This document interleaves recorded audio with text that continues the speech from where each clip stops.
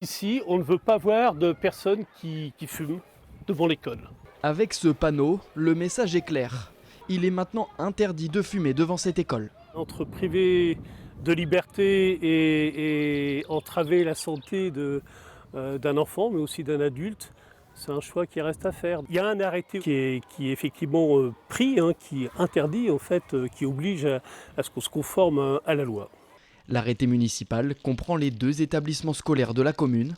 L'objectif, limiter l'exposition des enfants au tabac. Ils ne sont pas là pour subir les effets néfastes que peut avoir le tabac sur leurs petits poumons qui sont en cours de développement. Et de plus, pour ceux qui fument, pour certains, il y en a qui ne jettent pas dans les poubelles, donc aux abords des établissements, c'est quand même beaucoup plus propre. Cette initiative porte déjà ses fruits. En un mois, le nombre de mégots de cigarettes récoltés autour des 2 écoles a drastiquement diminué. En preuve, ce pot confectionné par les élèves. Voilà ce qu'on a collecté en 1 heure lors de notre balade récolte des déchets. Plus d'une 50aine de mégots avant que ce soit un espace sans tabac.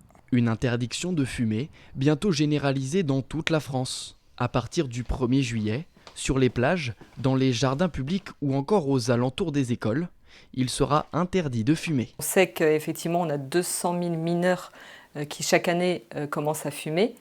On peut imaginer que ces espaces-là, qui seront des espaces sans tabac, vont permettre de prévenir l'accès au tabagisme. En Vendée, déjà 240 lieux sont labellisés espaces sans tabac.